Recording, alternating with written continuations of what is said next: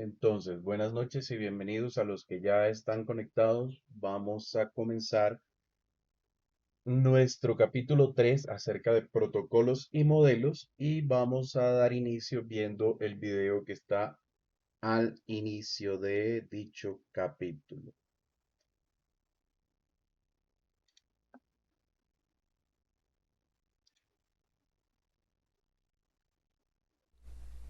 This is how we see the network.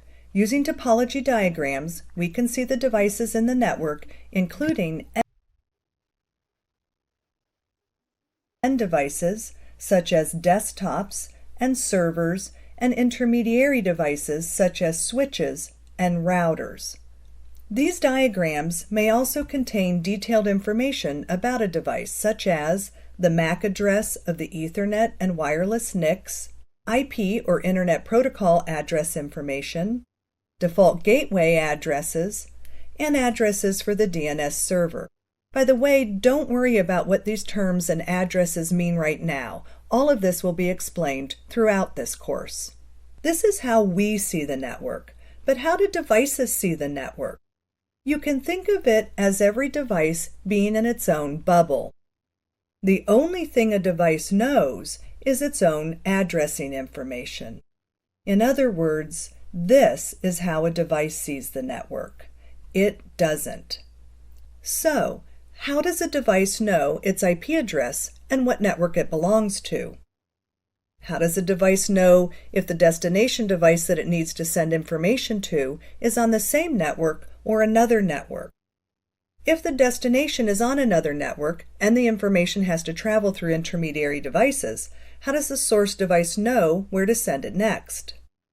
How does the source device know if the information it sent was received or if it needs to resend anything that might not have reached the destination? The answer to all of these questions is protocols, the rules that govern how devices communicate. Most network communications are broken up into smaller data units, which we can refer to as packets. When packets are sent on a network, many protocols are involved to help them reach their final destination, each accomplishing a different task. There are protocols such as Ethernet and wireless protocols that physically connect the device to the network. The protocols DHCP and ICMPv6 provide IP addressing information, including IP addressing that tells the device what network it belongs to, the address of the default gateway that tells the device where to send packets that are destined for another network, and the address of the DNS server for when a device knows the domain name of a destination but needs the destination's IP address. For instance, when a user requests a web page from a web server, such as www.example.com, the device asks the DNS server for the IP address of the domain name www.example.com. IP is used to deliver the packet from the source of the information to its final destination, in this case the web server, similar to sending a letter. The web server will then respond back with the requested web page. TCP is a protocol used to guarantee reliability. In other words, to make sure all the information that was sent was received, such as the information that makes up the requested web page. If any of the IP packets don't make it to the destination, TCP resends them. So although we see the network like this, remember, it's a combination of many different protocols that allow devices to really see their place in the network and how to communicate with other devices.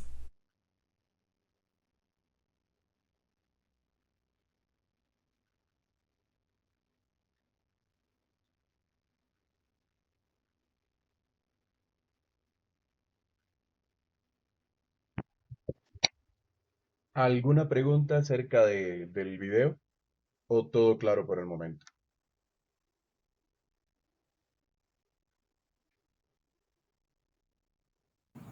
Todo bien Pues por el de momento. momento, Vale, listo. Bueno, a ver, fundamentos de la comunicación. De esto ya habíamos hablado muy al principio del curso y hablábamos de que la comunicación tiene tres elementos principales, que son los orígenes de los mensajes, es decir, el emisor.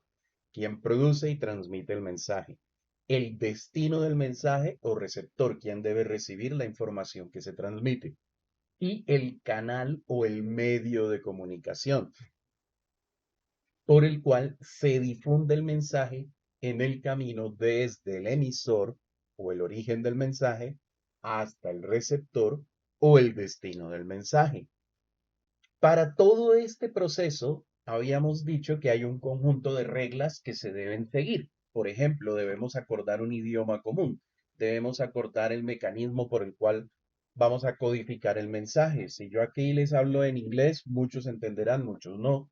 Si les hablo en francés, pasará lo mismo, pero muy probablemente si les hablo en mandarín o en coreano, la mayoría no entienda.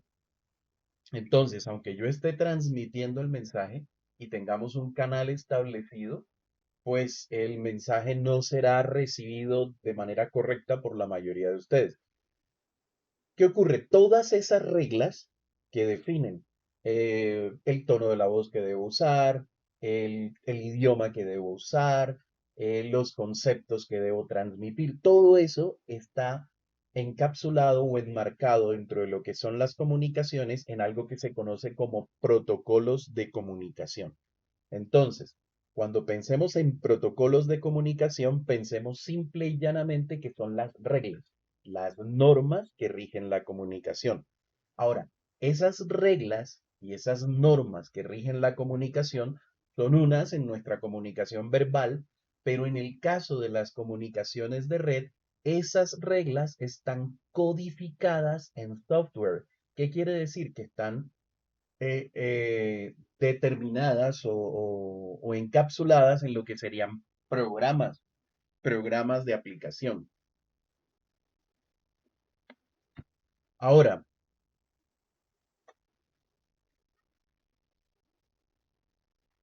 las reglas, si nosotros miramos, podemos establecer unas analogías entre la comunicación humana y la comunicación de red. En cuanto a la comunicación humana, nosotros podemos mirar, por ejemplo, acá en la animación que tenemos, que antes de especificar o de iniciar un proceso de comunicación, debemos acordar cómo se va a hacer ese proceso, como venimos diciendo. Si en la comunicación se va a utilizar la voz, como nos dice aquí, primero se debe acordar el idioma. Esos acuerdos son más o menos tácitos en ciertos entornos. Por ejemplo, yo aquí en esta clase, todo el que se conecta espera que le hable en español. ¿Sí? Aquí ninguno se conecta esperando que le hable en italiano, por ejemplo. Entonces, digamos que eso es un acuerdo tácito, pero que está. Ahora, esos acuerdos en la comunicación humana pueden ser tácitos. En la comunicación entre máquinas no se puede sobreentender nada. Todo debe ser negociado y parametrizado y configurado en el momento de establecer la comunicación. Ahora, lo que les decía, si no establecemos reglas claras, ¿qué puede ocurrir? Por ejemplo, en el caso de este mensaje, pues no tenemos unas normas claras de sintaxis aplicadas a este mensaje y lo que ocurre es que es difícil comprenderlo. Por ejemplo, solamente intentando leerlo ya empiezo a hablar de enredado. Aquí dice, humanos, comunicaciones, las entre los gobernantes, es difícil. Pero cuando acordamos un mecanismo específico para comunicarnos, y aplicamos la sintaxis, entonces ya podemos leer el mensaje de una manera normal, que nos dice, las reglas gobiernan las comunicaciones entre los humanos, es muy difícil comprender mensajes y etcétera, etcétera. ¿Vale? Ahora, esas reglas o esos protocolos de comunicación deben cumplir o deben considerar aspectos como un emisor y un receptor identificado. Siempre que se establezca una comunicación en red debe haber un emisor y un receptor identificados. Ahora, ese receptor puede ser un individuo, es decir, un elemento en la red, un nodo en la red, un equipo en la red, un grupo de individuos, es decir, un grupo de elementos en la red, o todos los elementos de la red, todos los posibles receptores en la red. pero debe estar definido claramente quién debe recibir el mensaje. Como el emisor del mensaje también debe estar identificado. Debe haber un idioma y una gramática común. Debe haber una velocidad y momento de entrega. Es decir, si yo hablo exageradamente rápido, muchos de ustedes no me entenderán. Y si hablo exageradamente despacio, pues vamos a deteriorar la calidad de la comunicación porque algunos se dormirá, algunos se desconectarán del aburrimiento. Entonces no será efectiva la comunicación en términos de persona a persona. En términos de red, pues el enviar mensajes demasiado rápido traerá problemas técnicos y enviarlos demasiado lento también traerá problemas técnicos. Y debe haber un mecanismo de requisito y confirmación de requisitos de confirmación o acuses de recibo. Es decir, el emisor debe poder, ojo, no necesariamente está obligado a, pero debe poder establecer si el mensaje se recibió o no se recibió. De hecho, en la comunicación verbal también ocurre lo mismo. En esta mediación tecnológica que nosotros tenemos aquí para dictar esta clase, yo muchas veces les hago preguntas. Chicos, ¿cómo van? Y espero que me respondan. Muchas veces no responden. Entonces me toca dar por sobreentendida la respuesta. Por cierto, les agradezco que cuando puedan me respondan. Ahora, requisitos de los protocolos de red. ¿Con qué deben cumplir estos protocolos? ¿Qué funciones y consideraciones deben tener? Aparte de que en la comunicación ya sabemos que deben estar identificados un emisor y un receptor, que debe haber un idioma un idioma y una gramática común, que debe haber una velocidad y un momento de entrega y que debe haber requisitos de confirmación de acuse de recibo. Los protocolos de red deben cumplir con los siguientes requisitos: codificación de los mensajes, ya vamos a ver qué es; formato y encapsulación del mensaje, encapsulación o encapsulamiento del mensaje; tamaño del mensaje; sincronización del mensaje y opciones de entrega del mensaje. Miren que si los analizamos son todos elementos que están presentes en la comunicación. Por ejemplo, algunos nos podría sonar extraño la sincronización del mensaje. ¿Eso a qué podría hacer referencia? Pero miren, eso es establecer en qué momento yo puedo hablar y en qué momento debo escuchar.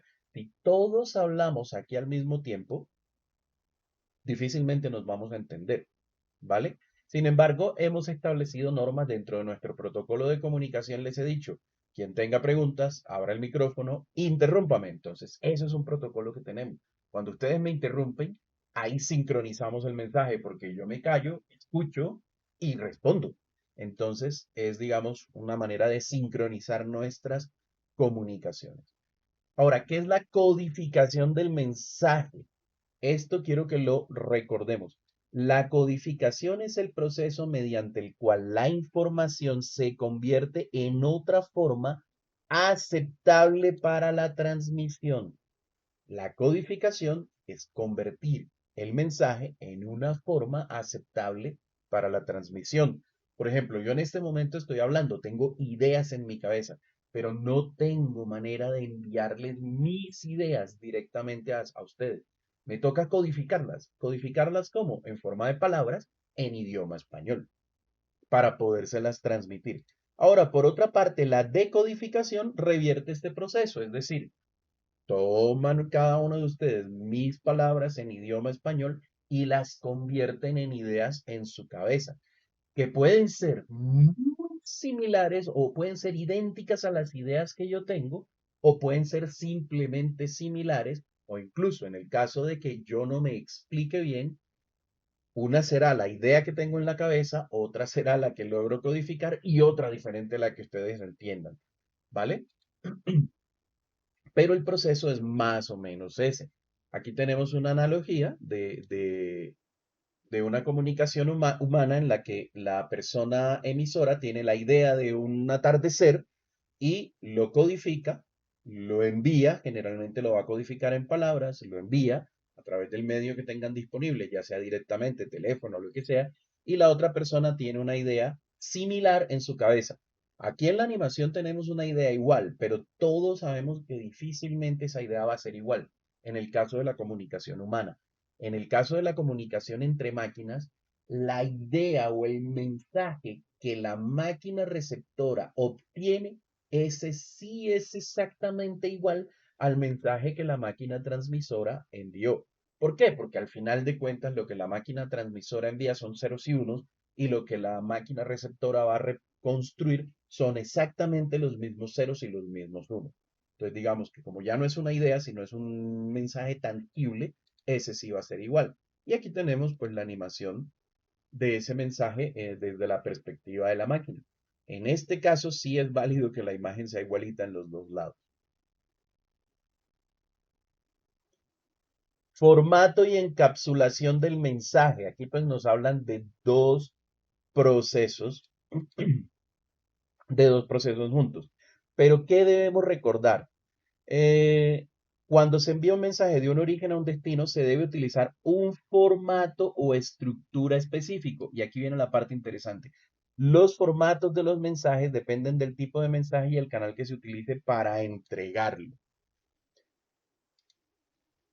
Bueno, en realidad, cuando hablamos de formato, hablamos de la identificación del mensaje, la identificación del origen y del destino del mensaje. Y cuando hablamos de encapsulamiento, hablamos de envolver el mensaje en esa identificación que acabamos de establecer a través del formato. Esto puede ser contraintuitivo, pero lo vamos a ir viendo tantas veces que nos va a parecer bien. Entonces recuerden, el formato se encarga de la identificación, del direccionamiento, de establecer quién es el origen y quién es el destino. Pero eso es como cuando usted envía una carta en un sobre. Usted hace el formato de su mensaje y el formato de su mensaje tendrá un remitente con la dirección del remitente o del emisor y un destinatario con la dirección o la identificación del receptor del mensaje. A esto lo llamaríamos crear el formato del mensaje y meter el mensaje o su carta dentro del sobre sería el proceso de encapsular el mensaje, ¿sí? Como de empacarlo dentro del formato que lo identifica. Ojo que una cosa es el formato, que está relacionado con la identificación, y otra cosa es la codificación, ¿no? Esa carta que usted está metiendo dentro de este formato, dentro de este sobre con identificaciones, la carta que usted está encapsulando acá tendrá una codificación. Una codificación que serán palabras en idioma inglés, italiano, español, coreano, el idioma que usted haya seleccionado, o incluso podrían ser jeroglíficos. No necesariamente tendrían que ser palabras estrictamente de un lenguaje que muchos manejen. Podría ser algún tipo de cifrado, lo que sea. Eso sería la codificación.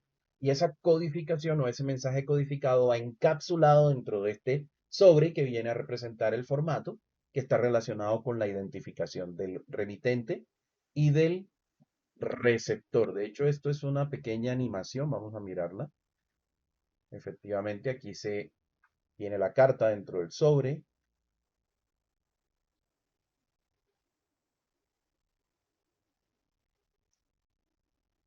Ok, y ahí tenemos la identificación de la dirección del sobre.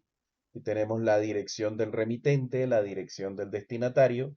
Tenemos las palabras que conforman el mensaje.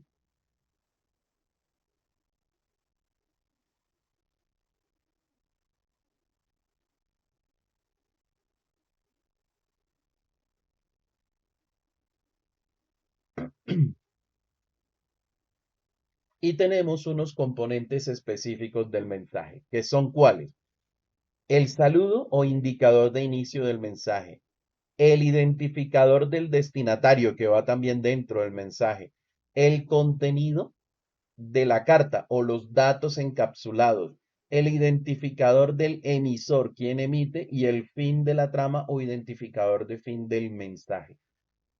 Una analogía a lo que es una carta es todo un paquete de datos que va en la red.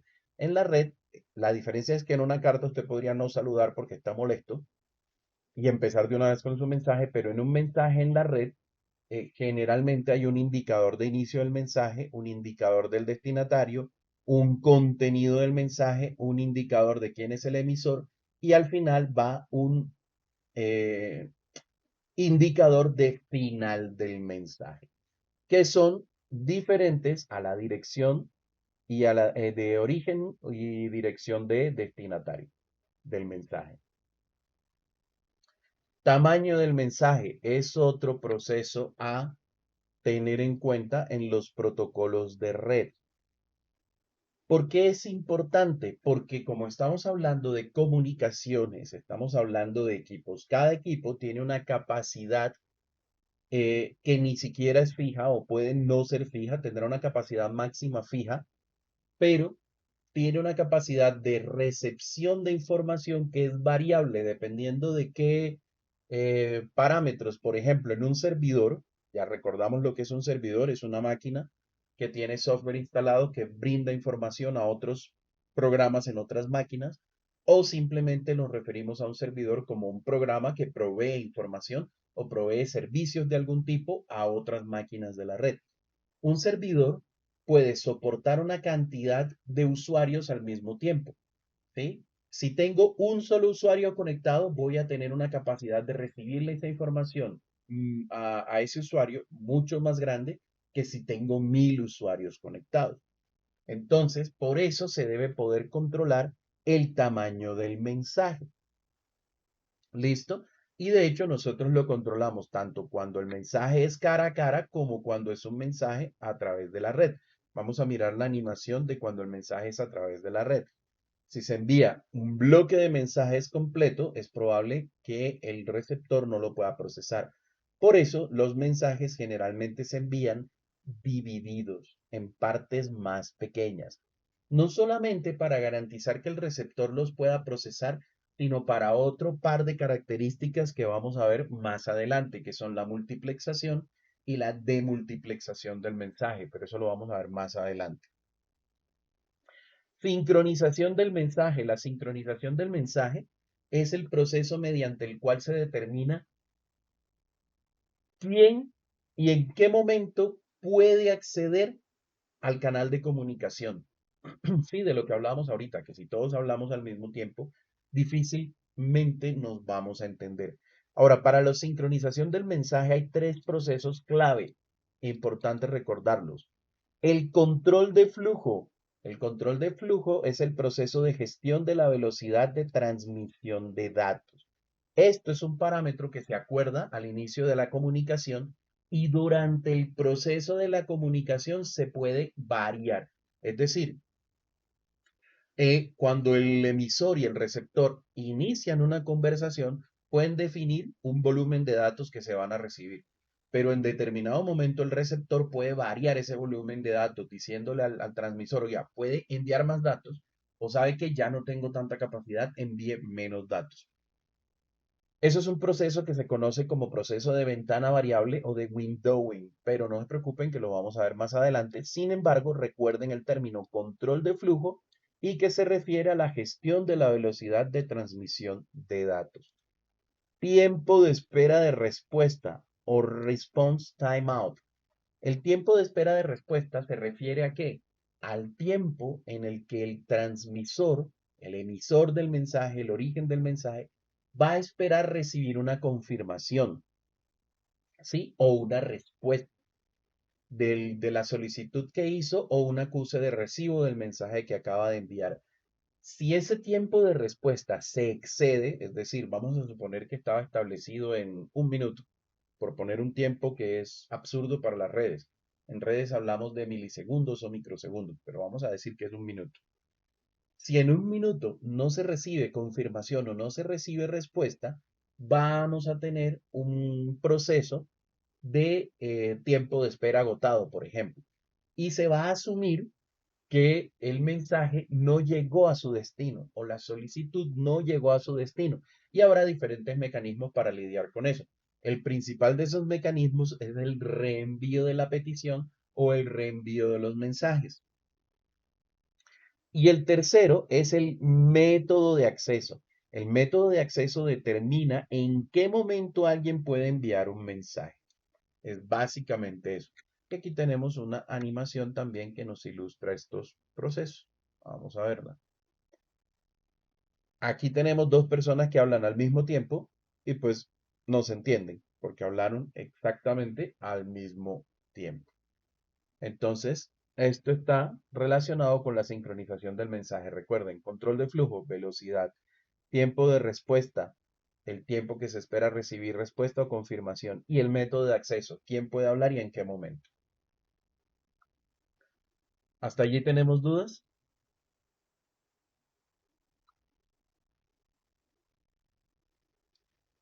No. No, sí, señor. Ok, perfecto. Opciones de entrega del mensaje. A ver, como hemos dicho, debe haber un emisor y un receptor identificado. Ahora, generalmente el emisor es uno. O sea, hay una máquina, hay una persona que transmite el mensaje. ¿Listo?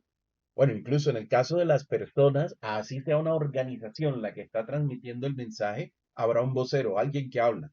Entonces, generalmente vamos a tener una máquina que transmite. Pero en cuanto al receptor, vamos a tener tres tipos de comunicación. Comunicación unidifusión o unicast en inglés, unicast, que es la transmisión que podríamos llamar de uno a uno, un emisor, un receptor.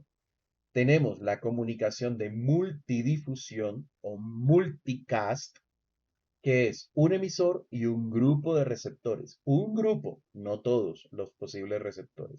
Dentro de toda la red, un grupo recibe. Y eso se conoce como multidifusión o multicast. Y difusión o broadcast, si recuerdan cuando calculábamos las direcciones, teníamos que la última dirección válida, la última dirección antes de la siguiente red era la dirección de broadcast. Esa dirección sirve para esto, para hacer broadcast o hacer difusión. Aquí está traducido como transmisión, pero esto es un error de traducción. Si ustedes lo pasan en inglés, aquí les dirá broadcast. El broadcast es un tipo de comunicación uno a todos los de la red. Entonces, uno a uno, unicast o unidifusión, uno a un grupo, multicast o multidifusión, y uno a todos, broadcast o difusión en español. En la red, pues será exactamente lo mismo. Tenemos unicast, el paquete sale de origen a un solo destino, multicast de un origen a un grupo, y broadcast o difusión de uno a todos. Los tres tipos de comunicación son utilizados y son bastante útiles en diversos contextos.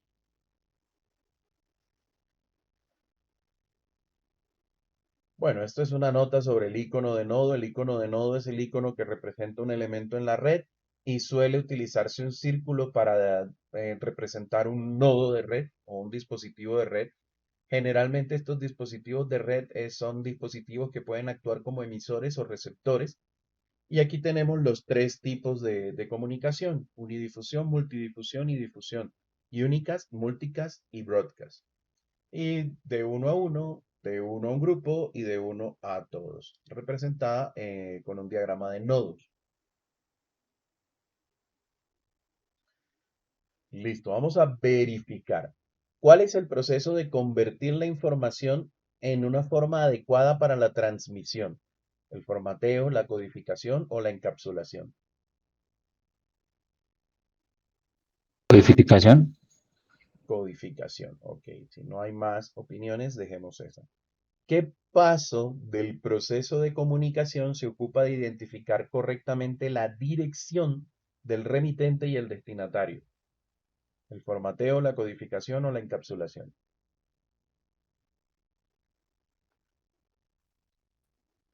Encapsulamiento. ¿Alguna otra opinión?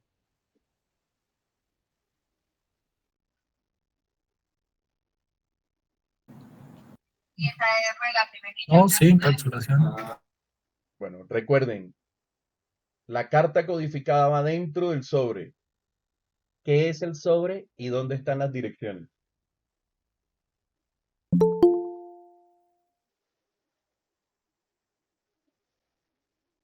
Bueno, dejemos encapsulación, que no hay más opciones. ¿Cuál de los siguientes tres componentes son de la sincronización del mensaje? ¿Control de flujo será uno? Números de secuencia, métodos de acceso, tiempo de retransmisión, tiempo de espera de respuesta. ¿Cuáles? ¿Cuáles están relacionados con la sincronización del mensaje?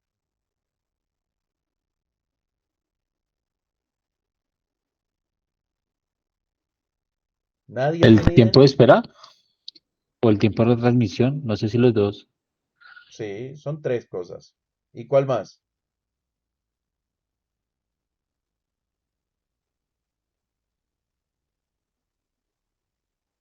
¿Quién tiene otra idea? ¿Y quién está de acuerdo con estos o quién no está de acuerdo con alguno de estos dos?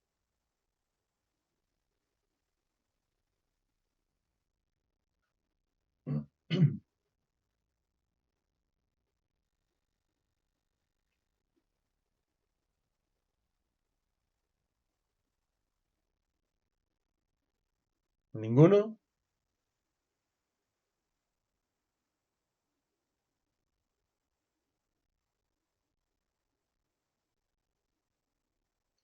¿Qué método de entrega se utiliza para transmitir información a uno o más dispositivos finales, pero no a todos? Difusión. Multidifusión. Bueno, listo, chicos. A ver, vamos a verificarlo. No creo que nos vaya a ir bien aquí.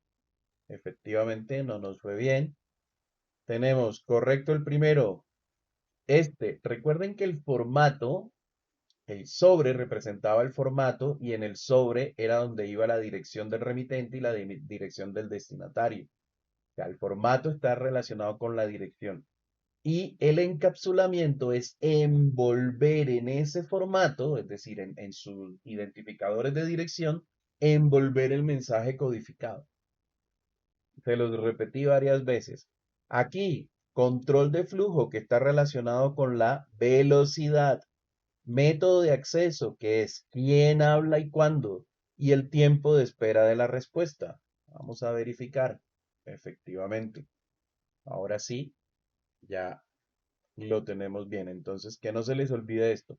Control de flujo, método de acceso y tiempo de espera de la respuesta son los tres mecanismos o componentes relacionados con la sincronización del mensaje.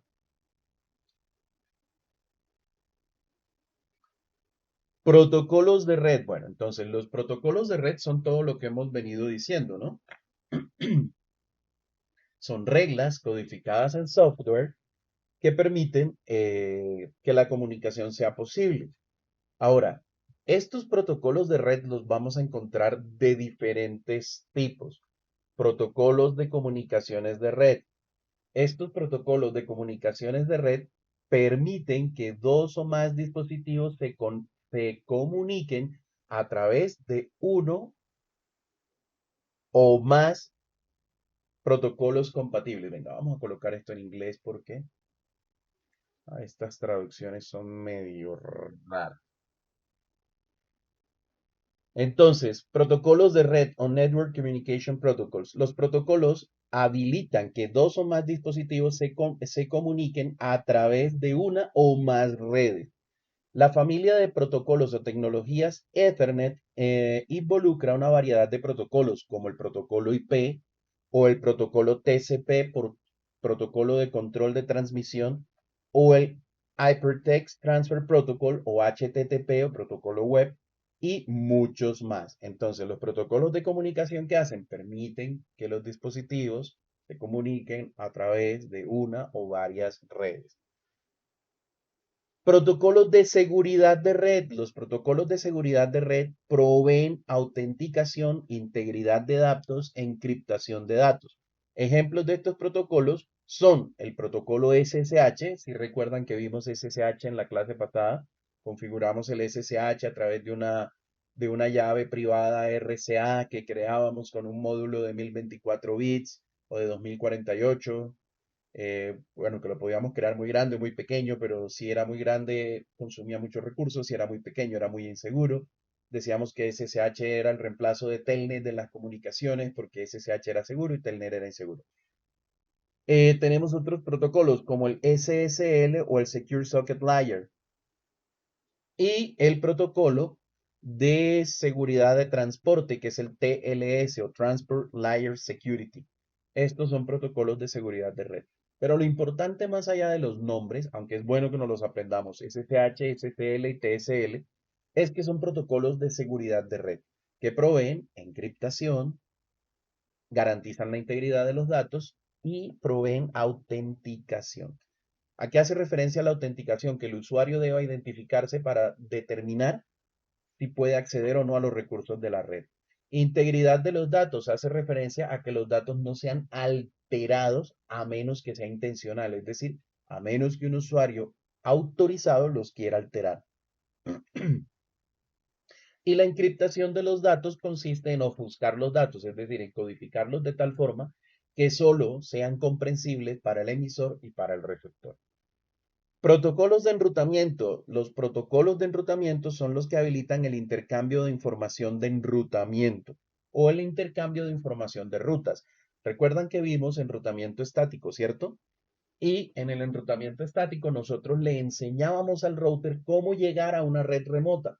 ¿Qué era una red remota? Para que recordemos, una red a la cual para acceder a ella había que cruzar otro router. Eso era una red remota.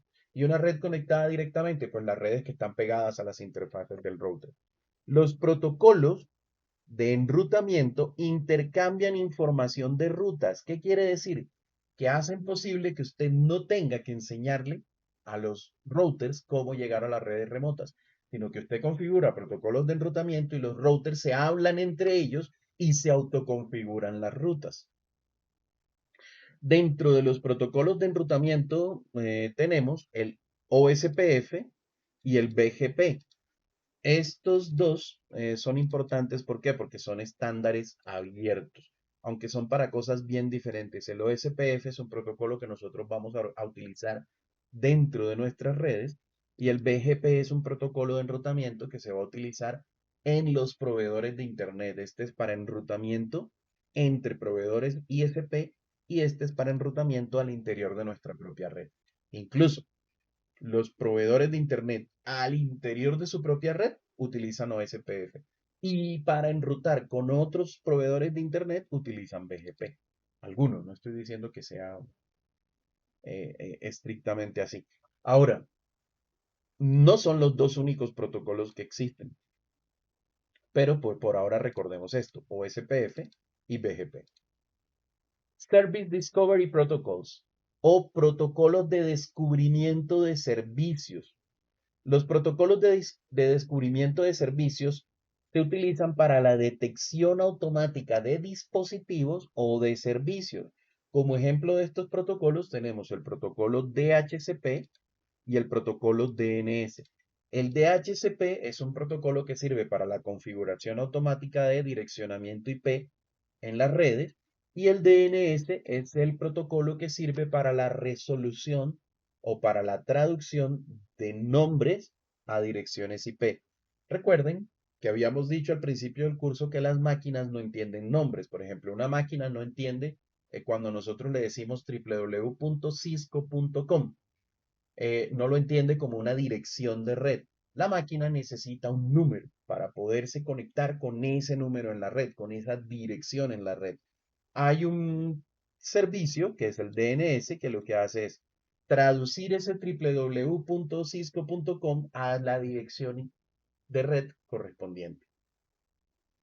Entonces, a estos servicios así que se descubren en la red y que ayudan a identificar cosas en la red, se les conoce como como protocolos de descubrimiento de servicios. ¿Preguntas hasta ahí? No, señor. Ok. Entonces recordemos. Protocolos de comunicación HTTP, IP, TCP. De seguridad SSH, SSL y TLS. Fácil porque se parecen.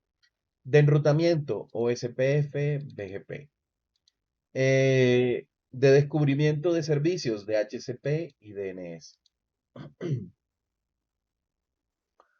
Funciones de los protocolos de red. Los protocolos de red tienen funciones o tienen las siguientes funciones. No todos, ojo. Hay protocolos que tienen una función, otros protocolos tienen otra. Pero dentro de las funciones de los protocolos tenemos direccionamiento. El direccionamiento identifica al emisor y al receptor de un mensaje, utilizando un mecanismo de direccionamiento que está predefinido. Ejemplos de los protocolos que proveen estos mecanismos de direccionamiento son el protocolo Ethernet, el protocolo IP versión 4 y el protocolo IPv6. Estos protocolos proveen direccionamiento. Confiabilidad. Esta función provee o garantiza mecanismos de envío, digamos, confiables, por llamarlos de alguna manera, en caso de que los mensajes se hayan dañado en el tránsito o simplemente se hayan perdido en el tránsito. Es decir, que los mensajes se hayan alterado o se hayan perdido en el lapso o en el camino entre el origen y el destino. Un ejemplo de un protocolo que provee mecanismos de confiabilidad es el protocolo TCP. De hecho, el protocolo TCP se conoce como un protocolo confiable. Y confiable no significa que sea mejor que otros, simplemente significa que tiene mecanismos de control de errores, es decir, verifica que los mensajes sí hayan llegado y que hayan llegado de forma correcta. ¿Vale? A eso vamos a llamar confiabilidad en términos de protocolos de red. Y un protocolo no confiable, que después veremos uno, que es el UDP, cambia simplemente, que es el protocolo UDP. El protocolo UDP, por ejemplo, se considera no confiable. ¿Por qué? Porque no tiene mecanismos para controlar errores. Es decir, si una comunicación utiliza protocolo UDP, el protocolo UDP no se interesa en saber si el mensaje llegó, si llegó completo, si se alteró en el camino, no le interesa nada de eso. El protocolo UDP simple y llanamente envía los mensajes y a eso se le conoce como protocolo de mejor esfuerzo, es decir, se hace lo necesario para que el mensaje llegue y que llegue bien, pero no se comprueba, ¿vale? Y el que un protocolo sea confiable tiene unas ventajas y que no sea confiable tiene otras. Los protocolos confiables tienen la ventaja de que garantizan la integridad de los datos, es decir, los datos llegan bien. Y si definitivamente no pueden llegar, pues se sabe que no pudieron llegar y pues ya tenemos un error que le anuncia al usuario, ya sea que el usuario es otro programa, es una persona, lo que sea, le anuncie que definitivamente no es posible la comunicación. Eso tiene esa ventaja. No sé si alguno de ustedes ha abierto alguna vez un documento de Word con un procesador de textos y le ha quitado un carácter de los que tiene adentro. Pues cuando usted vuelve a abrir ese documento con Word, ya el documento puede que no se pueda abrir o que si se abre ya no sea exactamente igual como cuando usted lo tenía antes de modificarlo. Sobre todo no en las versiones de Word nuevas, sino en las versiones antiguas, que era binario, porque ahora los documentos de Word están almacenados en un formato que se llama Open Document y pues tiene sus características que hacen que sea menos dramático el tema. Pero en los anteriores, que eran archivos binarios, si usted borraba un carácter de esos, lo más probable es que ya no pudiera volver a abrir el documento. Entonces, en el caso de transmitir ese tipo de información, requerimos un protocolo confiable. ¿Qué ventajas tienen los protocolos no confiables? Dirán ustedes, pues es un protocolo que no me garantiza que el mensaje llega bien, pues ¿qué ventaja puede tener?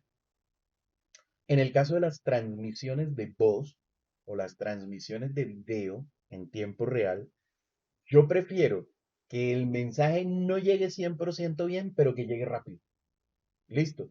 Es mejor que ustedes oigan un pequeño ruido porque se perdió un byte en el camino, a que me oigan lento. Me oigan un minuto después de que yo hablo porque hay que esperar que los mecanismos de control de errores funcionen y se determine si el mensaje sí llegó bien antes de mostrárselo al usuario, ese tipo de cosas. Entonces, ahí es donde los protocolos no confiables son mejores. ¿Por qué? Porque como no tienen control de errores, son mucho más rápidos. ¿Sí fui claro hasta ahí?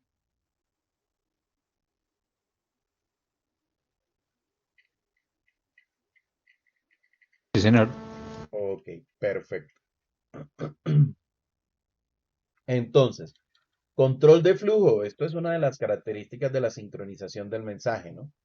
Control de flujo. Esta función asegura que los datos fluyen a una tasa eficiente entre los dos dispositivos que se están comunicando.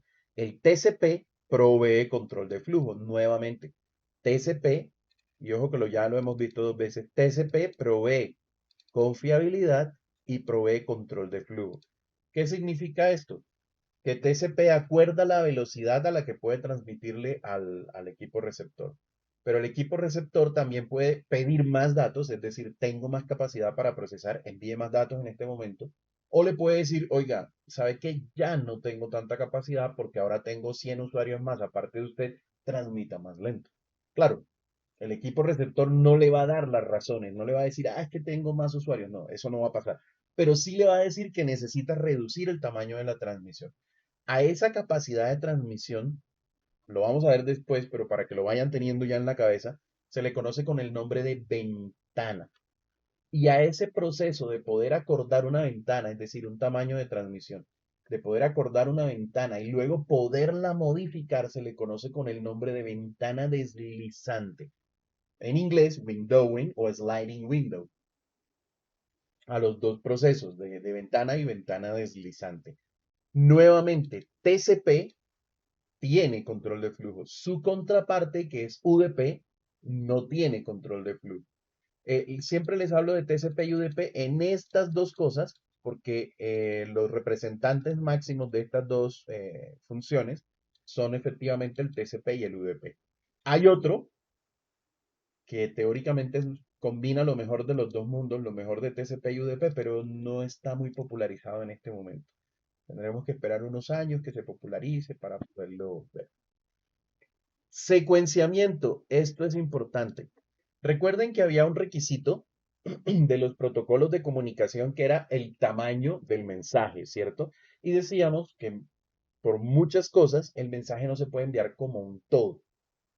De hecho, ni siquiera en la comunicación verbal. Yo no tengo manera de crear como un todo el contenido de este curso, todo lo que les estoy diciendo y enviárselos en un solo paquete. Ni siquiera hablando, no puedo hacerlo. Me toca dividirlo en ideas más pequeñas que sean comprensibles, que sean inteligibles. Entonces, lo mismo ocurre en las comunicaciones de red. Cuando usted está descargando un video en Netflix o en YouTube, o está escuchando la radio, o está escuchando Spotify o lo que sea, esa canción, ese video, esa película o ese archivo que usted está descargando no viaja como un todo a su red. Viaja en porciones más pequeñas que se llaman segmentos. Otro término para ir recordando. Esas porciones pequeñas de su mensaje se llaman segmentos. Ahora, en las redes, como hemos visto, puede haber múltiples caminos entre un origen y un destino. Múltiples caminos. Cada segmento tiene la posibilidad de ir por un camino diferente. ¿Qué quiere decir eso? Que los segmentos no necesariamente van a llegar al destino en el orden en el que salieron del origen. Puede que el segmento 1 llegue después del segmento 3, por ejemplo. Y debe haber una manera de reconocer cuál es el segmento 1 y cuál es el segmento 3, como cuando compramos un mueble de esos desarmables y nos vienen un montón de piezas y para armarlo necesitamos la identificación de cada pieza y un manual para armarlo. En el caso de los mensajes, no se necesita un manual específicamente para armar el mensaje, porque el manual ya está definido en los protocolos, pero sí se necesita saber qué pieza es y cuántas piezas son en total para saber si ya tengo el mensaje completo. Entonces, a ese proceso se le denomina secuenciación o secuenciamiento. Cuando se envían cada uno de esos segmentos, se marca el segmento como segmento 1 de 1000, 2 de 1000, 3 de 1000, hasta el 1000 de 1000. ¿Vale? ¿Para qué? Para que el receptor sepa cómo rearmar su mensaje. Detección de errores. Esta función se utiliza para determinar si los datos se corrompieron durante la transmisión. Varios protocolos que proveen detección de errores incluyen el protocolo Ethernet, el protocolo IPv4, el protocolo IPv6 y el protocolo TCP. Hay que hacer una claridad. El protocolo Ethernet, IPv4, IPv6 e IPv6 hacen detección de errores, pero en cuanto a lo que corresponde a ellos, es decir, en cuanto a sus propios datos. ¿sí? No en cuanto a la data general. El TCP, en cambio, hace corrección de errores en cuanto a la data en general. Aunque generalmente cuando hay un error a nivel de Ethernet o a nivel de IPv4 o a nivel de IPv6, quiere decir que todos los datos están corruptos. Pero esto lo vamos a ver más en detalle más adelante. Entonces, recordemos, direccionamiento, Ethernet, IPv4, IPv6. Confiabilidad y control de flujo, TCP. Secuenciamiento, TCP. Aquí nuevamente, UDP no lo hace. Detección de errores, Ethernet, IPv4, IPv6 y TCP. Y interfase de aplicación. Esta función consiste en la información utilizada para hacer la comunicación de proceso a proceso o hacer comunicación entre aplicaciones de red. Por ejemplo, cuando se accede a una página web HTTP o HTTPS, los protocolos se utilizan para hacer la comunicación entre el cliente y el servidor. Esta interfaz de aplicación, en realidad, nuevamente los protocolos que la hacen son los protocolos TCP y UDP. Cuando nosotros pensamos en direcciones de red, generalmente, y hasta lo que vimos la clase pasada, pensamos en las direcciones IP de la máquina que transmite y la máquina que recibe, ¿cierto? Y con eso trabajábamos la tabla de enrutamiento y todo ese rollo. Pero sí recuerdan que les dije algo, les dije, si la dirección de destino se encuentra en la propia red, se le envía la información al dispositivo de destino directamente. Y si se encuentra en una red remota, se le envía la información al router o al gateway predeterminado para que él sea quien la envíe de ahí en adelante. ¿Sí recuerdan eso de la clase pasada?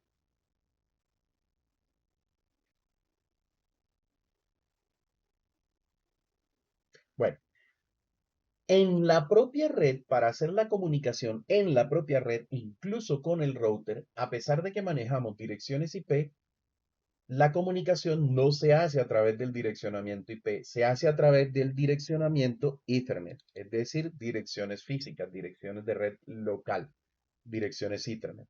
Para hacer la comunicación remota, eso sí se hace a través de direccionamiento IPv4, pero simple y llanamente porque el router maneja su tabla de enrutamiento. Entonces, siempre que pensamos en direcciones, pensamos en la dirección de la máquina de donde sale la información y la máquina donde llega la información. Pero, por ejemplo, ustedes ahora están viendo esta videoconferencia a través de su navegador, Google Chrome, Firefox, Microsoft Edge, Safari, cualquier cosa que estén usando, el Brave, lo que sea. Y generalmente van a tener esta videoconferencia o esta charla, la tienen abierta en una pestaña del navegador. En otra pestaña del navegador probablemente tienen abierto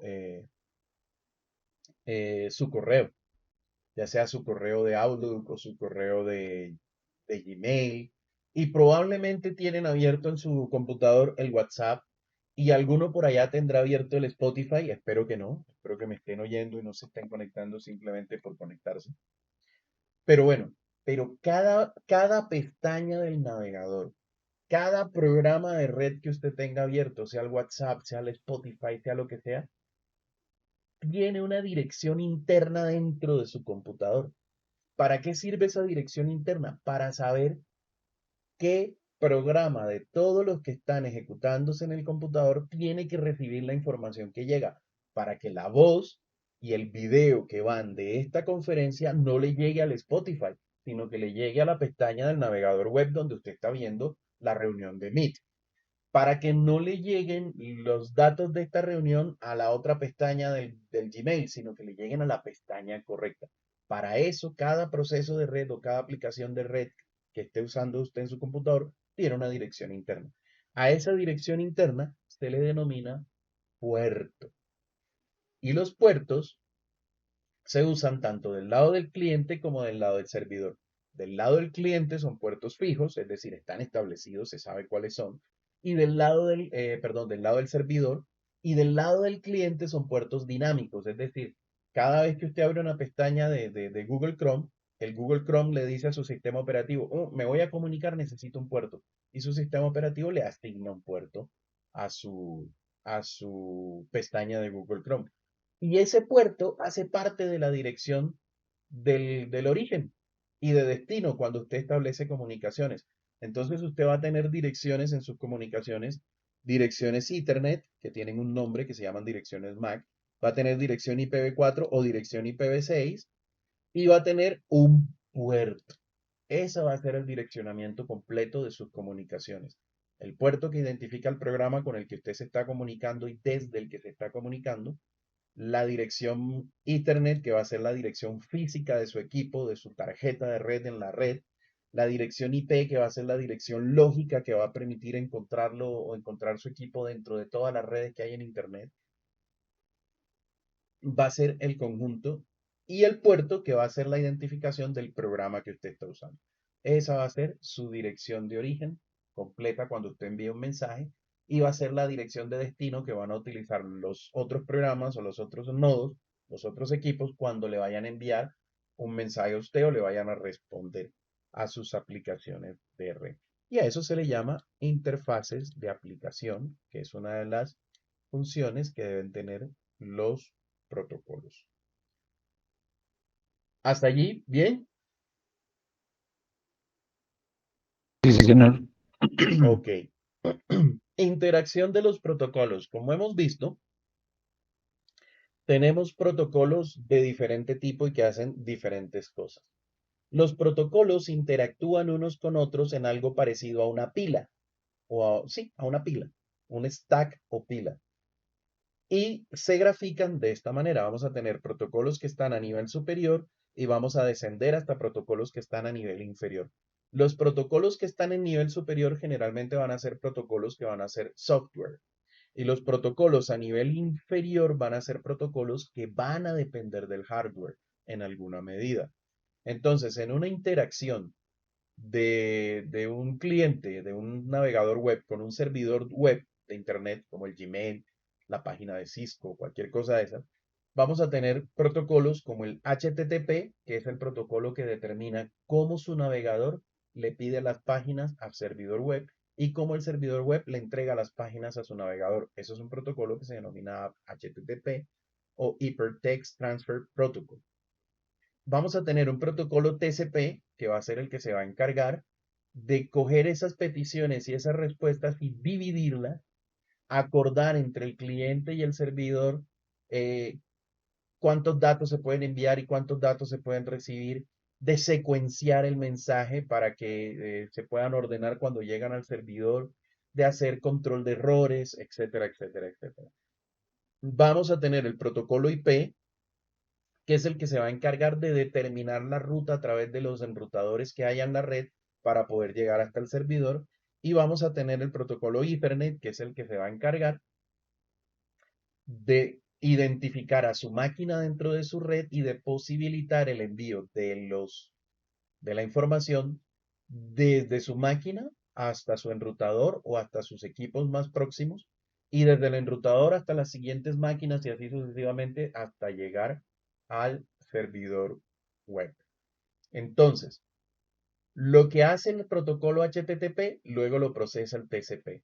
Lo que hace el TCP, luego lo procesa el IP. Y lo que hace el IP, luego lo procesa el Ethernet. Y cuando el paquete llega a su destino, es al revés. El Ethernet lo recibe, lo procesa, se lo pasa al IP, el IP lo recibe, lo procesa, se lo pasa al TCP, el TCP lo recibe, lo procesa y se lo pasa al HTTP. Digamos el proceso inverso. Y a esto se le conoce como interoperatividad entre protocolos. Listo, vamos a ver si no me dejé nada por explicar. BGP y OSPF son ejemplos de qué tipo de protocolos: de comunicación de red, de seguridad de red, de enrutamiento o de descubrimiento de servicios. Routing. Routing, ok. ¿Qué dos protocolos son protocolos de descubrimiento de servicios? DNS, TCP, SSH, DHCP. DNS y DHCP. Ok. ¿Cuál es el propósito de la función de secuenciación en la comunicación? etiquetar únicamente los segmentos transmitidos de datos para que se puedan rearmar de forma apropiada en el receptor, determinar si los datos se dañaron en la transmisión, asegurar el flujo de los datos de manera eficiente entre emisor y receptor, o para garantizar la entrega de los datos. Asegurar el flujo de datos eficiente. ¿Seguro? Secuencias, números. Este es el 1 de tanto, el 2 de tanto.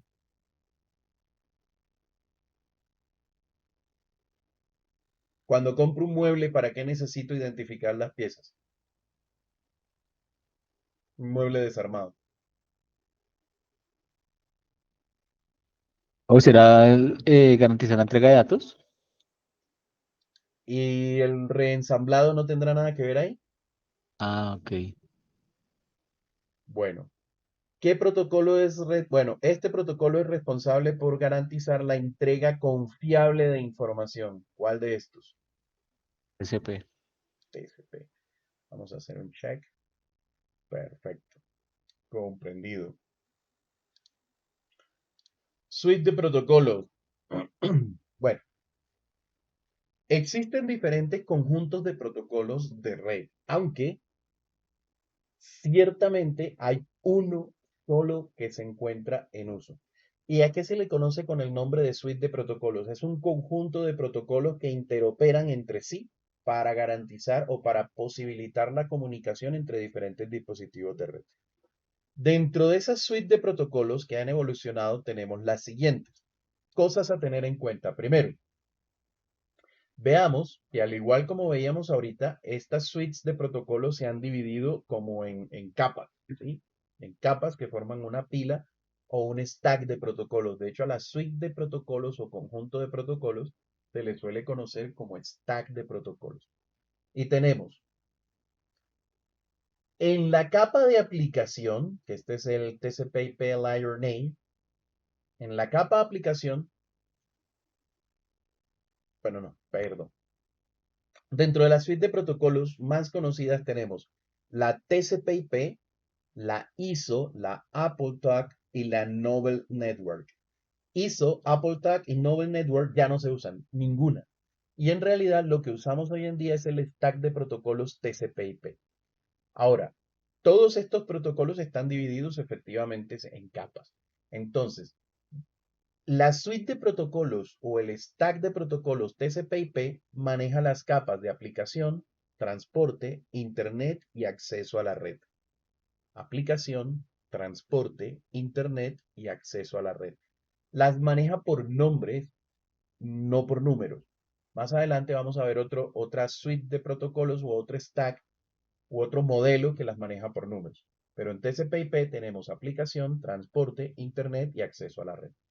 Ahora, los protocolos más conocidos en el stack TCP/IP son el HTTP, que es el de web, DNS, que es el de nombres de dominio para traducir nombres a direcciones, DHCP para la configuración automática de direcciones IP en las redes, FTP para transferencia de archivos. Bueno, estos no son los más conocidos, pero son algunos ejemplos representativos. En la capa de transporte tenemos el TCP y el UDP, que ya hemos visto, y nos podemos hacer una idea, ¿no?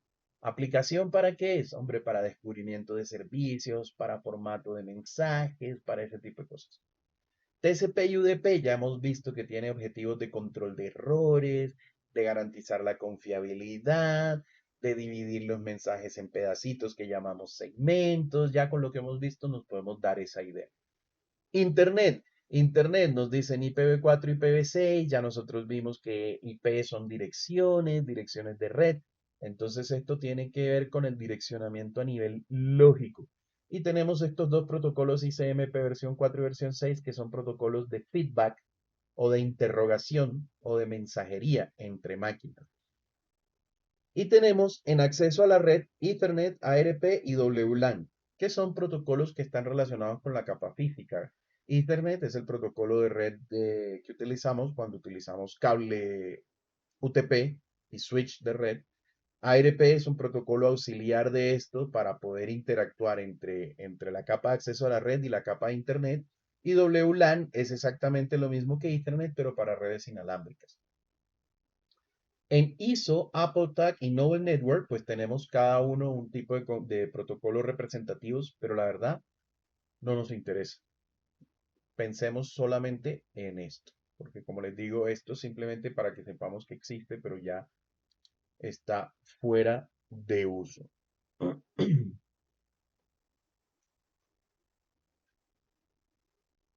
Ejemplo de protocolos de TCP/IP, igual lo que vimos ahorita, la comunicación entre un servidor web y un navegador web o un cliente web. En la capa de aplicación tenemos el protocolo HTTP. ¿Qué es el protocolo HTTP? El protocolo HTTP es el que dice cómo el navegador le debe pedir al servidor web las páginas web. De hecho, hay unos comandos o unos verbos, se les denomina verbos, HTTP, que son GET. Cuando usted escribe www.google.com, solamente eso, y da Enter, su navegador, después de averiguar la dirección IP a través del protocolo DNS, se conecta con el servidor de Google y lo que le envía, en medio de otras cosas, es un mensaje que dice get, de conseguir en inglés G-E-T, y un slash. Eso significa, oiga, deme su página principal. ¿Sí? Hay otros verbos de HTTP, por ejemplo, post, que es cuando usted ya no le está haciendo una solicitud, sino le está haciendo un envío de información al servidor. Put es otro envío de información al servidor, pero con otro objetivo.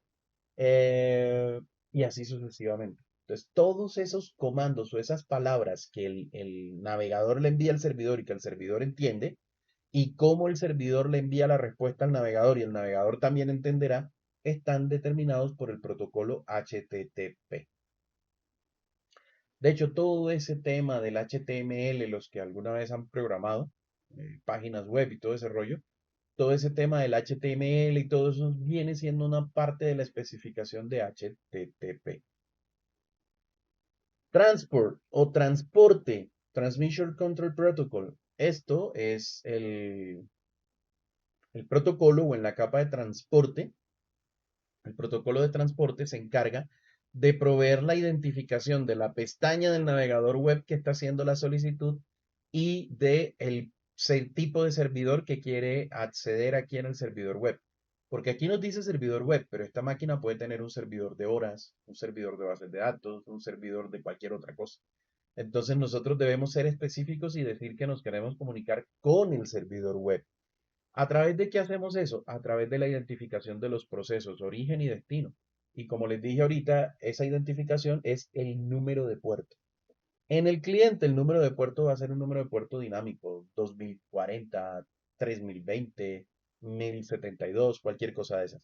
Pero en el caso del servidor, generalmente va a ser el puerto 80, si es un servidor HTTP común y corriente, o el puerto 443, si es un servidor HTTPS, que es un servidor HTTP, o sea, servidor web común y corriente, pero con seguridad, es decir, encriptado. De hecho, hoy en día, rara vez vamos a encontrar una página web o un servidor web que esté escuchando en el puerto 80. ¿Por qué? Porque se considera inseguro y su Google Chrome le va a botar 20.000 alertas y le va a decir que no se conecte ahí porque eso no tiene seguridad. Entonces hoy en día todo va a ser HTTPS. Entonces el puerto que identifica los servidores HTTPS es el puerto 443. ¿Vale? Entonces de eso se va a encargar el TCP. También se va a encargar de coger esa solicitud y esa respuesta y dividirla en segmentos y secuenciarlos para que se puedan reensamblar los mensajes tanto en el servidor como en el cliente. Y también se va a encargar de verificar si los mensajes llegan al servidor o si los mensajes llegan al cliente y de retransmitir lo que no se llegó, lo que no haya llegado, es decir, va a ser control de errores. Y también se va a encargar el TCP de determinar la cantidad máxima de información que puede viajar del cliente al servidor y del servidor al cliente, es decir, va a ser control de flujo.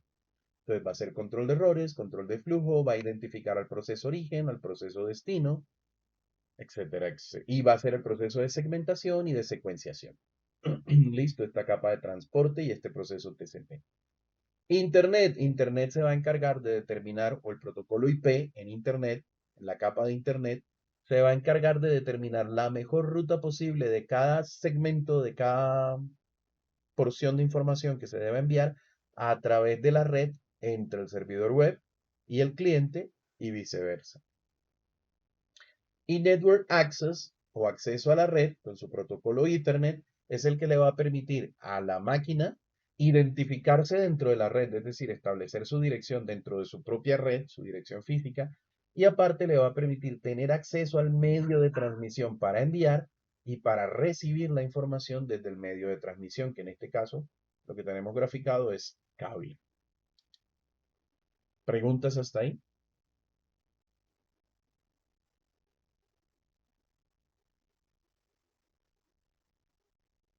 No, ¿Ninguna? señor. Ok. Aquí vemos una descripción más amplia de los protocolos de la suite de protocolos o del stack de protocolos TCP/IP. En la capa de aplicación tenemos protocolos, ahora sí, ya los más populares o más conocidos. El protocolo DNS o de sistema de nombres. Esto, como les dije, las máquinas se conectan entre sí en la red a través de direcciones que son numéricas. Son numéricas, no son direcciones que correspondan a nombres. Entonces, como los seres humanos no recordamos direcciones o números, sino recordamos más fácil nombres, tenemos un servidor o hay en la red un servicio que se llama DNS para que cuando nosotros solicitemos servicios a través de su nombre, el servidor DNS sea capaz de resolver ese nombre a una dirección IP, es decir, de recibir la dirección IP, de recibir el nombre y devolver la dirección IP a la que pertenece ese nombre. Esos servidores están configurados, haga de cuenta una tabla de Excel en la que dice tal dirección IP corresponde a tal nombre y está configurado incluso a nivel inverso. Y tal nombre corresponde a tal dirección IP. Eso para hacer búsquedas más rápidas. ¿Vale? No es exactamente así, no es una tabla de Excel, de hecho son archivos de texto plano, pero son muy simples. Y en internet ustedes pueden ver la configuración de cualquier servidor DNS solo googleando. Entonces, lo importante es que esto nos sirve para eso, para convertir nombres de dominio, se le llama nombres de dominio o nombres de red a direcciones de red. Y también permite convertir direcciones de red a su respectivo nombre. Protocolos de configuración de host. Tenemos DHCP versión 4, DHCP versión 6 y SLAAC. Estos protocolos DHCP es Dynamic Host Configuration Protocol, que es para que usted no tenga que configurar manualmente la dirección IP de cada dispositivo de su red, sino que usted instala un servidor DHCP en su red, ya sea en un enrutador o en una máquina servidora donde usted configura un servicio de DHCP o en el módem del ISP, donde sea. Y ese servidor de DHCP le asigna de manera automática direccionamiento IP a todos sus dispositivos de red que estén configurados para obtener dirección de manera automática. Si recordamos, cuando vimos por allá que con direccionamiento IP y asignación de direcciones a terminales Windows, vimos que se podía colocar en automático o en manual. Si lo colocamos en automático, le estamos diciendo, busque un servidor de DHCP que le asigne dirección. Eso lo hay para IP versión 4, lo hay para IP versión 6. Y este es Stateless Auto Configuration. Esto es autoconfiguración sin estado de enlace. Esto básicamente es, bueno, sin estado de enlace, no, mentira, sin estado. Autoconfiguración sin estado. Esto es válido solamente para IP versión 6. Es válido para IP versión 6. Y permite que los dispositivos se autoasignen direcciones IP versión 6 sin la necesidad de un servidor de DHCP versión 6. Ahora ustedes dirán, si esto es posible, ¿para qué necesito un servidor de DHCP versión 6? Cuando lleguemos a IPv6 lo veremos. Protocolos de correo electrónico o de email. Tenemos el Simple Mail Transfer Protocol o protocolo simple de transporte o transferencia de correo, que es el protocolo que se usa para enviar correo y para comunicarse entre los servidores de correo. Ahora, aquí quiero hacer una claridad. Cuando usted envía correos por Gmail utilizando El navegador web, usted no está utilizando un protocolo de envío de correos, usted está utilizando protocolo HTTPS. Es decir, usted está utilizando una página web. Pero cuando usted configura el Outlook de su computador, o configura el Eudora, o configura el, no sé, no me acuerdo, el Thunderbird, o cualquier otro programa de correo electrónico, ahí sí, para enviar correos, su programa de correo electrónico utiliza el SMTP. POP3 pasa exactamente lo mismo, pero POP3 es para recibir correo, es decir, para descargar el correo del servidor de correos a su computador. Pero ojo, siempre y cuando no esté utilizando un navegador web para acceder al correo, sino esté utilizando una aplicación de correo como el Outlook. El IMAP es otro protocolo de correo que sirve para envío y recepción y permite la creación de carpetas y administración, digamos, un poquito mejorada del correo. Y permite, bueno, aunque el SMTP también lo permite. Digamos que es básicamente eso, que permite crear carpetas y tener algunas funcionalidades extra en el manejo de correo. El IMAP funciona también entre el cliente y el servidor. ¿Listo? La única diferencia aquí importante del SMTP es que el SMTP funciona entre el cliente y el servidor y entre los servidores. Servidores de correo, entre ellos solamente hablan SMTP. Transferencia de archivo. Tenemos el File Transfer Protocol o protocolo de transferencia de archivos, el protocolo de transferencia de archivos seguros o Secure FTP y el Trivial FTP. Los tres sirven para lo mismo. ¿Cuál es la diferencia? Que este es un protocolo legacy, heredado, antiguo, inseguro. Esto es un protocolo que ya encripta los datos que transmite, es decir, es un protocolo con seguridad, pero hace lo mismo que el FTP. Y el TFTP es un protocolo que no tiene absolutamente ningún tipo de seguridad, ni siquiera la mínima que tenía el FTP. No requiere ni siquiera autenticación de usuario y contraseña y sirve para descargar archivos de manera rápida de algunos dispositivos. De hecho, esto se usa para tener servidores locales en donde almacenemos archivos, por ejemplo, de imágenes de sistema operativo, de los switch, de los routers, que queramos hacerle backup y que queramos que se puedan descargar de manera rápida en los dispositivos. Ahora, este protocolo TFTP me permite que descargar archivos simplemente del servidor. Pero el SFTP y el FTP me permiten subir archivos al servidor y descargar archivos del servidor y crear carpetas en el servidor, ¿sí? Donde organizar mis archivos. Y los protocolos de servicios web, que son el HTTP, el protocolo de páginas web, antiguo, inseguro. El HTTPS es el mismo HTTP, pero ahora encriptado y seguro, que es el que se está usando ahora. Y REST, este es un protocolo para gestión de APIs, para hacer solicitudes que no llevan control de estado. Pero a la hora de la verdad, REST está soportado sobre el HTTPS. Y todos estos protocolos se les denomina protocolo de capa de aplicación. ¿Por qué? Porque todos funcionan pegados a programas con los que los usuarios interactuamos directamente. ¿Usted interactúa con DNS? Sí, cuando usted escribe un mensaje, un nombre en el navegador, por ejemplo. O cuando usted hace un ping y escribe en lugar de una dirección IP un nombre, usted está interactuando con el DNS. DHCP son protocolos de aplicación porque le brindan servicios a su máquina que usted configuró para obtener direccionamiento automático. SMTP son las aplicaciones de correo. FTP para sus transferencias de archivo. Y esto cuando usted usa su navegador. Se les conoce como servicios de aplicación, es decir, brindan servicios muy cercanos al usuario. Transporte, TCP y UDP, orientado a conexión y no orientado a conexión. TCP tiene las funciones que ya hemos visto y UDP tiene las funciones similares, también hace segmentación, pero no hace secuenciación. UDP no hace control de flujo, UDP no hace control de errores, pero UDP es un protocolo de capa de transporte muy rápido. TCP gestiona la conexión, es decir, TCP antes de enviar información acuerda con el receptor, le avisa al receptor que le va a enviar información y acuerda los parámetros, cuántos datos me puede recibir, etcétera, etcétera.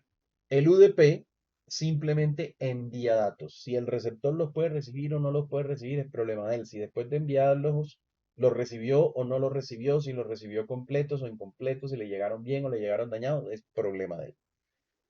¿Listo? Pero este es confiable, pero un poco más lento, y este es no confiable. Y ojo, no confiable no significa que sea malo. No confiable significa que no tiene mecanismos de control de errores. Y es no confiable, pero es muy rápido. Listo, de hecho, todo lo que tiene que ver con telefonía IP, video IP, transmisión en vivo, se hace con UDP. Y todo lo que tiene que ser seguro, es decir, que debe sí o sí llegar los datos completos, íntegros, sin corromper, utiliza TCP. Pues como el correo electrónico, como los descargas de archivos, etcétera, etcétera. Capa de Internet. La capa de Internet, nuevamente,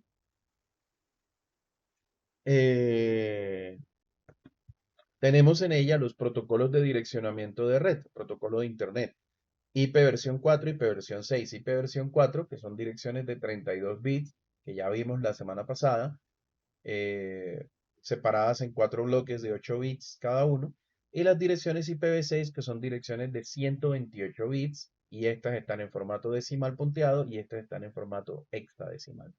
Otro protocolo es el protocolo NAT, que me permite hacer traducción de direcciones IPv4 de privadas a públicas. Eso es un tema que no hemos visto, pero ya veremos. Protocolos de mensajería, los ICMP, son protocolos que lo importante de ellos es que dan feedback acerca de la red, es decir, dan una respuesta acerca de la red.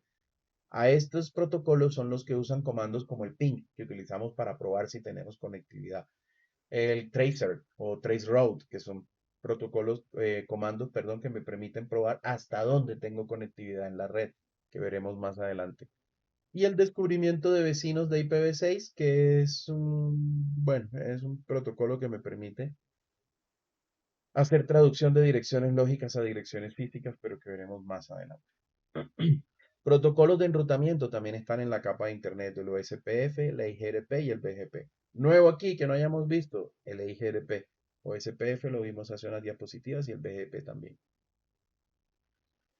Entre estos dos, se supone que el mejor es el EIGRP. Sin embargo, el más usado es el OSPF. Razón, EIGRP es propietario de Cisco. O sea, Cisco es el dueño y es el que controla esto.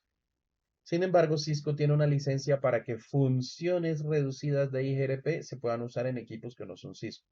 El OSPF, en cambio, es un estándar abierto. Cualquiera lo puede usar, incluido Cisco. Por eso este es más común, más utilizado. Y el BGP, pues también es un protocolo abierto y estándar. A nivel de acceso a la red, tenemos resolución de direcciones, ARP. Esta resolución de direcciones a nivel de acceso a la red es algo parecido al DNS. La diferencia es que en lugar de traducir nombres a direcciones IP, lo que traduce son direcciones físicas a direcciones lógicas. O al revés, direcciones lógicas a direcciones físicas. Ahorita que veamos Internet, vamos a ver que cada interfaz de red tiene su propia dirección física. Sin embargo, nosotros en nuestros dispositivos, cuando nos vamos a comunicar con otro, no apuntamos a su dirección física, es decir, no nos referimos al dispositivo de destino con su dirección física, sino con su dirección lógica. Cuando esa dirección o cuando el destino está en nuestra propia red, debemos enviarle los mensajes directamente, pero no lo podemos hacer a través de la dirección lógica o dirección IP, sino a través de su dirección física. Entonces, como no la tenemos, lo único que tenemos es la lógica, la dirección IP, nos toca traducir esa dirección lógica, qué dirección física le corresponde. Y eso se hace a través de el protocolo ARP o Address Resolution Protocol, Address Resolution Protocol.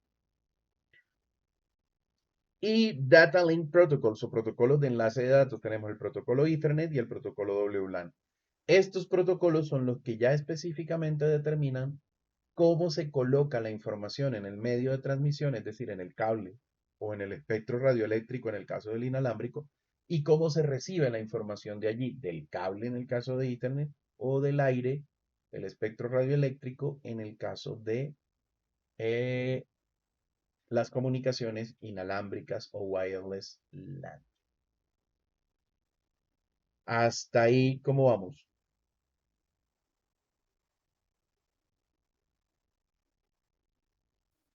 Chicos, Profe, ok. Recuerden que si tienen una duda, inmediatamente me la pueden eh, hacer saber. Proceso de comunicación de TCP. Aquí tenemos un ejemplo. Le va a enviar esa página web al cliente. Esa página web son datos.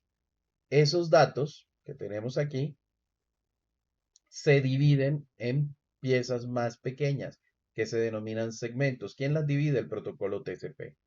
Ahora luego eso pasa, esos segmentos se les coloca información de red, dirección IP origen, dirección IP destino, etcétera, etcétera, y se convierten en un paquete. Y luego se pasan al protocolo de acceso al medio en forma de algo que conocemos como una trama. Y el protocolo de acceso al medio convierte eso en ceros y unos, que al final es lo que se puede transmitir por ahí, y lo envía al equipo destino. A todo este proceso es a lo que se le llama encapsulación. Encapsulación. Y,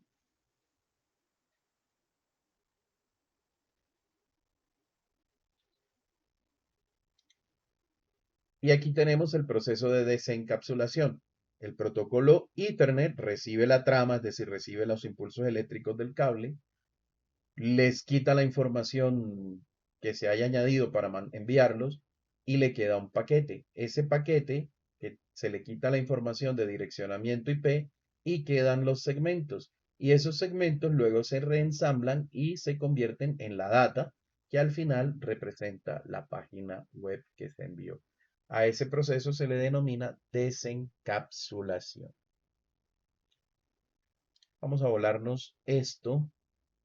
Les recomiendo leer, bueno, vamos a mirarlo a ver si nos acordamos. Yo sé que ha sido denso esta parte del material, pero hay que hacerla. Pero vamos a chequear.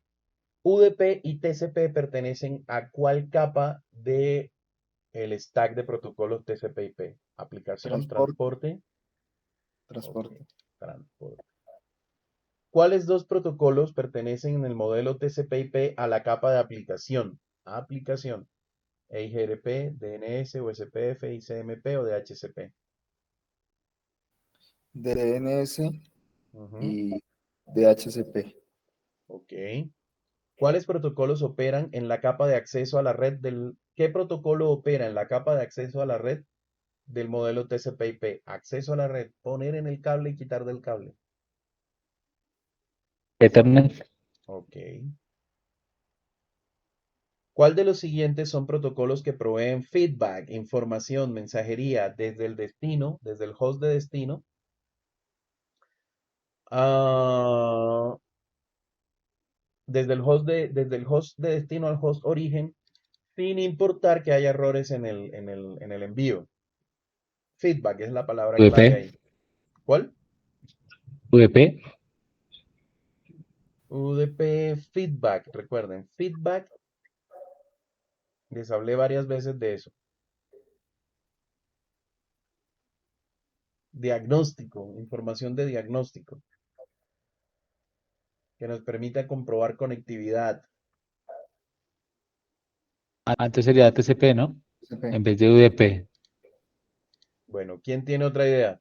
Son dos, ¿no? Digamos que TCP y UDP, hay dos. Les hablé del ping, les hablé del tracer cuando les mencioné esos dos protocolos. Ah, ICMP, Ok, los dos ICMPs. Un dispositivo que recibe una trama de enlace de datos a ver, un dispositivo recibe una trama de enlace de datos, es decir, una trama de acceso a la red, y remueve la información de Ethernet. ¿Qué información será la siguiente en ser procesada? Vamos a mirarlo aquí nuevamente. Recibe una trama y le quita la información de Ethernet. Aquí le quita la información de Ethernet. Y ahí ocurrió lo siguiente. Entonces, ¿cuál es la siguiente información en ser procesada? IP. Ok. Perdón. ¿Qué servicios son provistos por la capa de Internet en la suite de protocolos TCP/IP? Capa de Internet. Protocolos de enrutamiento, protocolos de resolución de direcciones, mensajería, Ethernet, protocolo de Internet. De direcciones. Resolución de direcciones, ¿seguro? No sé.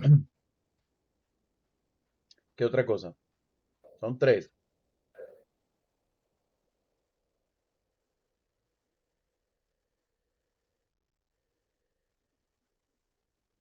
¿El enrutamiento tendrá que ver con la capa de Internet?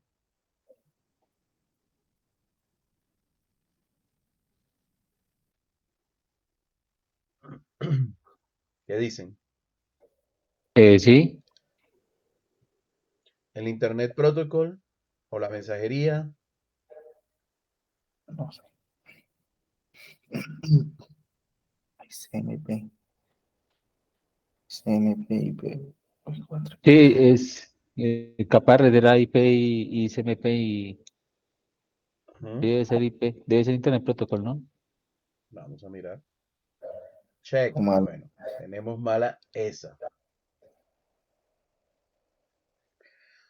Ok, ¿cuáles son? Routing protocols, protocolos de enrutamiento, mensajería. Resulta que estos, recuerden que les hablé de feedback y mensajería, los ICMP. Se conocen también como protocolos de enrutamiento entre máquinas y el protocolo de Internet. Address Resolution es el proceso de convertir las direcciones IP a direcciones físicas, que se los mostré por acá. Aquí, les dije que esto era como DNS, pero que convertía la dirección lógica a una dirección física. Y está como Address Resolution o Address Resolution. Ok. Listo. Bueno, esto de estándares simplemente habla de los estándares abiertos que intervienen en la red. Léanselo por cultura general, el IEEE, IANA, el IETF, qué hacen cada uno de estos. Probablemente en los exámenes de capítulo les pueda aparecer alguna preguntita de esto, pero esto no es muy largo. Entonces léanse esto ustedes solos, por favor. Y vamos a pasar a los modelos de referencia.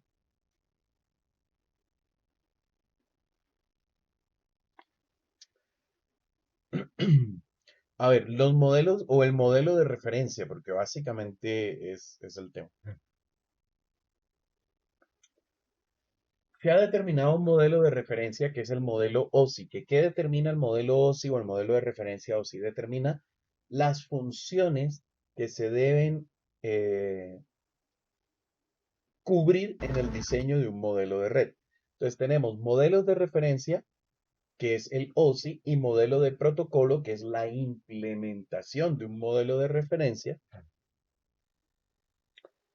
que es el TCP/IP.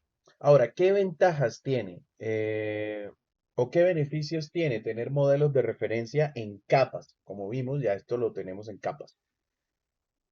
Básicamente, tener un modelo de referencia en capas lo que hace es asistir el diseño de protocolos, debido a que los protocolos que operan en una capa no interfieren con con los protocolos de capas superiores ni de capa inferiores, sino que pueden interoperar con ellos. Es decir, si yo tengo un protocolo en la capa de transporte, este protocolo va a tener unas interfaces para poderse comunicar con la capa superior y con la capa inferior. Esas interfaces no necesitan ser cambiadas si yo hago cualquier evolución que quiera en este protocolo, en los protocolos de mi capa de transporte. Siempre que yo le siga pasando a la aplicación y a la capa de Internet los datos como ellos los esperan y les siga recibiendo a Internet y aplicación los datos como ellos me los envían, yo puedo cambiar el protocolo aquí, evolucionarlo todo lo que quiera, mejorarle todo lo que quiera, sin necesidad de reescribir o de reestructurar todo la pila de protocolos de red. A ver, fortalece la competencia porque productos de diferentes vendedores o de diferentes fabricantes pueden trabajar juntos. Específicamente, al tener esto segmentado de esta manera y al tener unas interfaces definidas, Diferentes fabricantes pueden establecer sus propios protocolos o sus propios dispositivos de red y todos serán interoperables con todos. Sí, efectivamente, previene que los cambios en la topología, en la tecnología de una capa afecten las capas superiores o inferiores y provee un lenguaje común para describir las funciones de red y capacidades. Esto ya hace referencia a la documentación, a la teoría de las redes. Ahora, como les decía, tenemos dos modelos que nosotros son nuestros modelos de referencia o nuestros modelos por excelencia en las redes. El modelo de referencia OSI y el modelo de protocolos TCP/IP. TCP/IP, al ser una implementación del modelo de referencia, es decir, TCP/IP tiene que sí o sí cumplir con las funciones establecidas en el modelo OSI. Al ser un modelo de referencia, cumple con estas funciones que están acá, aunque tiene sus modificaciones. Modificaciones, ¿por qué? Porque esto es un modelo teórico. Esto es como cuando usted dice, mire, para construir un puente sobre un trecho de tantos metros, usted debe tener un material que sea resistente a no sé qué, debe garantizar una elongación del material de no sé qué rollo, debe pasar todas las especificaciones técnicas. Pero cuando ya usted como fabricante construye el puente, ya usted decide si usa acero, si usa titanio, si le refuerza con varas de no sé qué rollo, si le pone pilotes de no sé qué cosa. O sea, ya esa es la implementación. Resulta que en la práctica esta implementación ha evolucionado más rápido de lo que ha evolucionado el modelo de referencia. Entonces, hay muchas cosas que hoy en día TCP ha simplificado con relación al modelo de referencia. Como ven, tenemos una sola capa de TCP que abarca 3 capas del modelo OSI. Y lo mismo a nivel inferior, tenemos 2 capas del modelo OSI que están en una sola capa del modelo TCP. Ahora, el modelo de referencia TCP tiene 7 capas que hacemos referencia a ella por su número y no por su nombre. Normalmente hablamos de la capa 1, la capa 2, la capa 3, la capa 7, la capa 6, la capa 5. No hablamos de ellas por su nombre. Cuando nosotros oímos hablar de capa de Internet, capa de acceso a la red, capa de transporte, capa de aplicación, estamos hablando del modelo TCP/IP.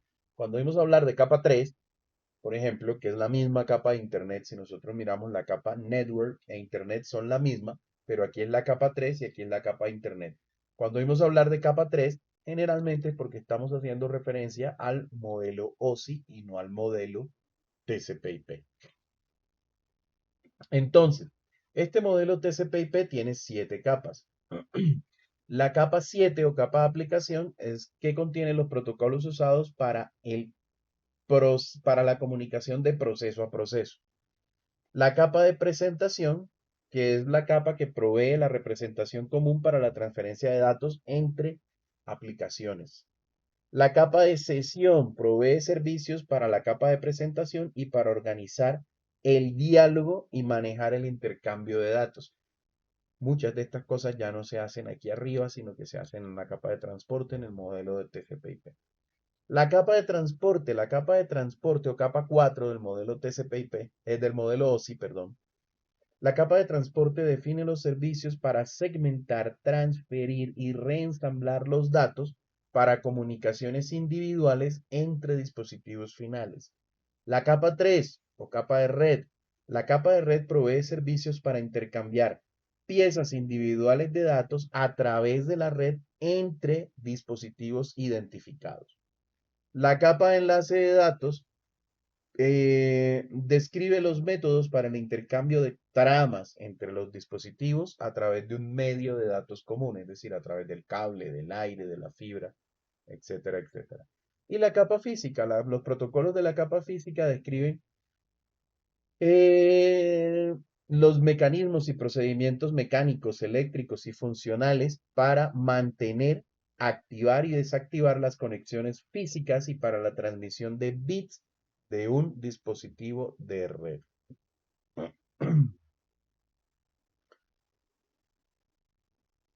El modelo de protocolos TCP/IP. Bueno, el modelo de protocolos TCP/IP tiene su capa de aplicación, aquí ya rara vez la identificamos por el número, la capa de aplicación que representa los datos para el usuario adicional a la codificación y al control de diálogos. La capa de transporte soporta la comunicación entre varios dispositivos a través de diversas redes. La capa de Internet determina la mejor ruta a través de la red y la capa de acceso a la red controla los dispositivos de hardware y los medios para, digamos, establecer la comunicación de la red. Y la comparación, ya la habíamos hecho. La comparación es importante saber que la capa de aplicación del modelo TCP/IP combina la capa 7, 6 y 5, aplicación, presentación y sesión del modelo OSI, y que la capa de acceso a la red combina las capas de enlace de datos y capa física. Y tenemos un packet tracer para descansar un poquito de la cháchara que vamos a hacer, y es el packet tracer 355. Con este packet tracer, más que con los demás, léanse el documento. O sea, léanse las instrucciones que le aparecen en la ventana de actividades antes de empezar a contestar.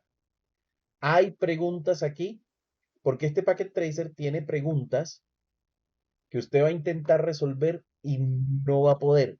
¿Por qué no va a poder? Porque le va a preguntar por cosas que no es posible ver en el packet tracer. Listo. Y más adelante le dice, pero es que tal cosa usted no la puede ver en el packet tracer porque pasa esto y pasa lo otro. ¿Listo?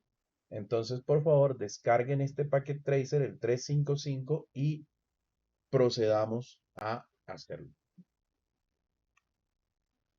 ¿Correcto? Vale, listo, señores. Comiencen pues con el laboratorio. ¿Cómo vamos, chicos?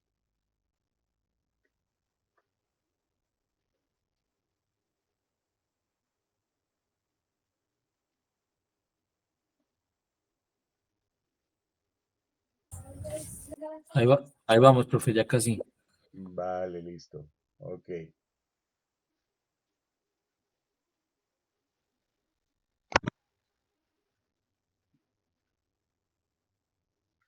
¿Cómo vamos, chicos?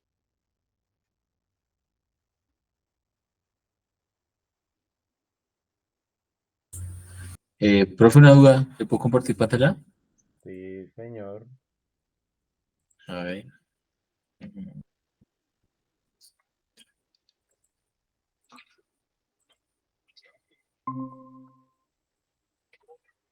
Listo. Que aquí en la última pregunta dice, a ver, ¿dónde es que está este? Ah. Bueno, dice, basado en la información que fue expresionada durante la captura de paquete 13, ¿qué número de puerto es el servidor web de escucha en la petición web? En la petición, sí. Ujú. Entonces, ese puerto viene siendo el 1025. Es que no sé, estoy confundido. No. Mira que tu protocolo en Layer 7 que tienes ahí es DNS. El protocolo web sería HTTP. Exactamente. Y ahí sí ya tienes. O sea, que sería el 80, ¿sí? Correcto. Sería el 80.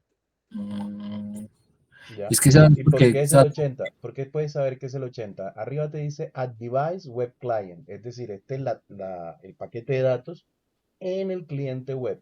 Y en el cliente web dice, cuando llega el mensaje, dice que viene del puerto 80 con el destino al puerto 1025. Entonces, como estás en el cliente, eso es una trama de entrada, porque estás en la columna que dice inlayer. Puedes sí, esa es la saber que, exacto, puedes saber que eso es una trama un paquete de datos que está entrando al cliente. Si está entrando al cliente, viene del servidor web. ¿De qué puerto viene? Puerto source 80. Y si el otro es el del DNS, entonces a ver si entendí. Entonces el otro dice, ¿qué puerto? El otro dice, ¿qué dice? Ya. ¿Qué puerto de escucha es el servidor web para una repetición de DNS? Lo mismo, ¿cierto? Entonces aquí estoy en el cliente O sea que el puerto de escucha viene siendo el 53 también, el 50. Exactamente, porque como estoy en el cliente y es una trama de entrada, lo que me está enviando el servidor viene del puerto 53. Ese es el mismo puerto donde él escucha. Ah, listo. No, pues era eso, profe, gracias. Vale, listo. Eso lo enviamos al correo, ¿sí? Sí, señor. Listo. Ok. Julián, ¿cómo vas con eso?